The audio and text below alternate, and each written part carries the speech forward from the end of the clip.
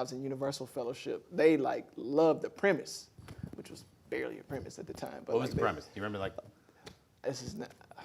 A pimp, a hoe, and a drug dealer walk into a bar. That was like the, you know, that was the 30 millisecond pitch, and it was basically like, what happens if like the most ill-equipped detectives are put on the trail of like a mystery that is clearly too big for them to solve? Like, what happens if the last people, not only that are qualified, but that you would, you know, that you would want on the case are the only people who own the case? And so, I'm trying to make a mystery movie.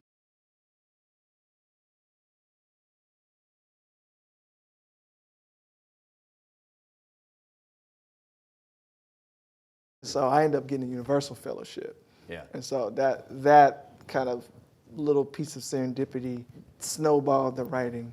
People call you and you know, get coffee and a little water bottle, mini water bottle tour. And The little short bottles. the 6 ounce bottles, just a taste.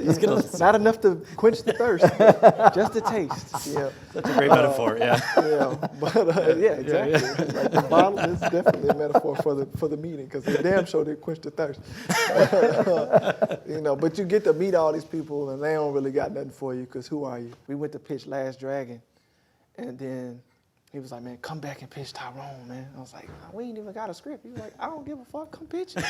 So we like, all right, I guess if you're gonna come in and like make us an offer we can't refuse. We didn't really think too much of it. But then like all the places that we'd had those 8 ounce water bottle tours with, it was like, we want to hear it. And we had just sold a TV show to Macro, so like, we want to hear it. And so all the places that we got to know, they all they talked wanted to each to other. hear it. And Yeah. so it was like, we were pitching to a lot of warm rooms. I don't remember there being a train that was going through there, and I see it in the shot. I mean, and it was kind of going against what I was trying to do, and what Ken and I talked about in You, about that kind of misty fogginess where it almost becomes a motif of the Glen itself. But then the train comes through, which of course immediately suggests a much bigger reality, you know. But I think it was so great how that was used in the sound motif. That sound editing picked up on this motif and then really ran with it. And I think, in my mind, it was kind of a happy accident. We wanted to play with like dissonance all throughout, you know what I'm saying? And so like if it could be temporal dissonance, if it could be, you know, geographic dissonance, you know what I'm saying? Like, where are you, when are you? Like the more of that kind of disorientation we could make, we felt like the more kind of apropos it was to the mystery genre, to the detective quality of it, to like the uncanny valley of everything.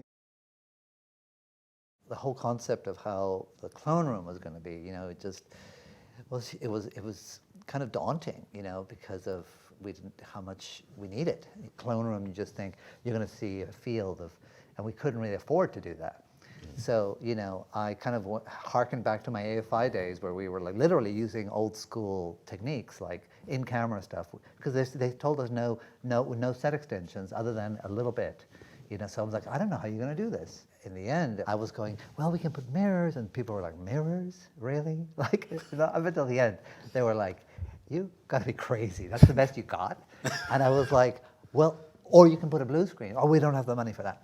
And I was like, well, I don't know what to tell you. I can't extend it any other way. And this has been done for, you know, decades in Hollywood before CGI, so I know it's going to work. But, you know, people were like, mirrors? Really? Like, it just sounded so hokey. Like that's the best you got.